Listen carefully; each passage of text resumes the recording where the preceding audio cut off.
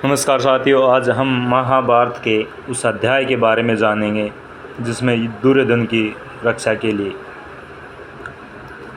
गंधमादन पर्वत स्थित कुबेर के महल में 4 वर्ष व्यतीत करने के पश्चात पांडवगण ने वहां से प्रस्थान किया और मार्ग में अनेक वनों में रुकते रुकते स्थान स्थान पर अपने शौर्य और पराक्रम से दुष्टों का दमन करते, ऋषियों और ब्राह्मणों के सत्संग का लाभ उठाते वे द्वैतवन पहुँचे।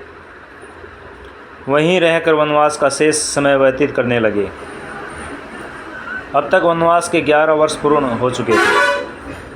पांडवों के द्वैतवन में होने की सूचना दुर्योधन तथा उसकी दुष्ट मंडली, जिसमें दुशासन, शकुनि, कर्ण आदि को मिली। वे एक बार फिर वहां जाकर पांडवों को मारने की योजना बनाने लगे।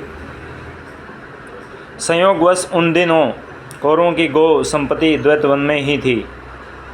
अपनी गो संपत्ति अन्वेषण, निरीक्षण आदि करने के बहाने दुर्योधन ने धृतराष्ट्र से द्वैतवन जाने की अनुमति प्राप्त कर लिया। इस प्रकार दुर्योधन और उसकी दुष्ट मंडली ने अपनी एक विशाल सेना के साथ द्वैतवन में पहुंचकर वहां अपना डेरा डाल दिया। वे अपना राजसी ठाट बाट का प्रदर्शन कर पांडवों को जलाना भी चाहते थे।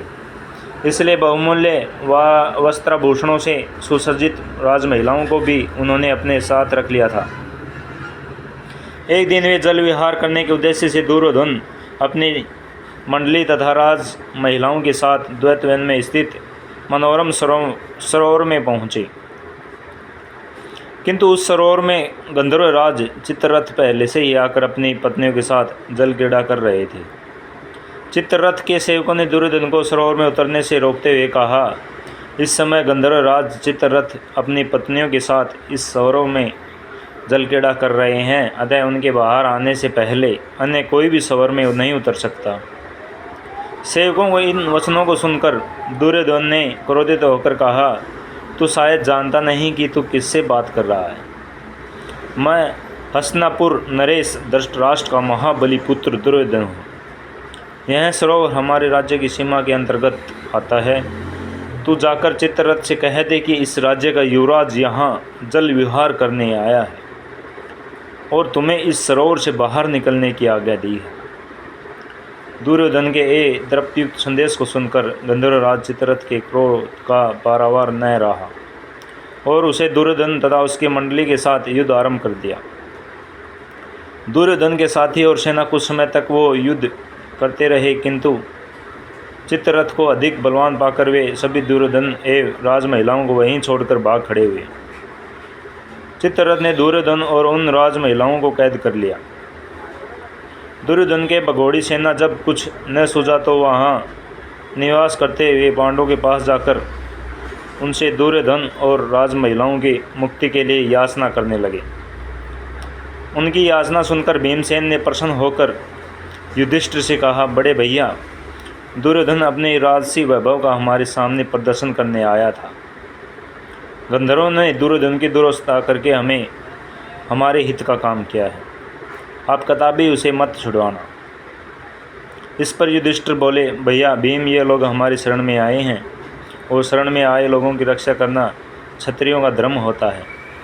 फिर दुष्ट स्वभाव का होने के बाद भी दुर्योधन आखिर हमारा भाई ही है।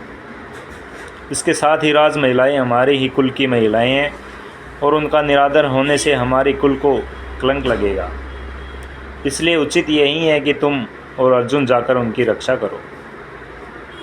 अपने बड़े भाई की आज्ञा मानकर भीम और अर्जुन ने सरोवर के पास जाकर चित्ररथ को युद्ध के लिए ललकारा। उनकी ललकार सुनकर चित्ररथ क्रोधित होने के बजाय मुस्कुराते हुए अर्जुन के पास आए और बोले, हे पार्थ, मैं तो तुम्हारा सखा ही हूँ। वास्तव में दुष्ट दुर्योधन अपनी सेना के साथ तुम लोगों का वध करने के लिए यहाँ आया था। देवराज इंद्र को इस बात की सूचना मिल चुकी थी, इसलिए उन्होंने मुझे यहाँ भेजा था। हे सखा, नीति कहती है कि ऐसे दुष्टों को कभी क्षमा नहीं करना चाहिए, किंतु अपने बड़े भ्राता की आज्ञा मानकर यदि तुम दुर्योधन को छुड़ाना ही चाहते हो तो लो, मैं तुम्हें इसे तथा इसके साथ ही राज महिलाओं को अभी छोड़ देता हूँ। इतना कहकर चित्ररथ ने दुर्योधन सहित समस्त कैदियों को मुक्त कर दिया। वे सभी वहाँ से धर्मराज युधिष्ठिर के पास आए। ग्लानि से भरे दुर्योधन ने युधिष्ठिर को प्रणाम किया और लज्जा से सिर झुकाए अपने नगर की ओर चल दिया।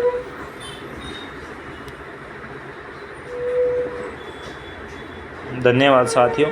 हमारे YouTube channel zero brainer video को सब्सक्राइब करें। हमारे इस YouTube चैनल पर हर बार सनातन धर्म से एवं महाभारत की कहानियाँ आती रहेंगी। आप बेल आइकन को दबाना न भूलें, क्योंकि आपको सबसे पहले नोटिफिकेशन आ जाएगा कहानियों का। Thank you.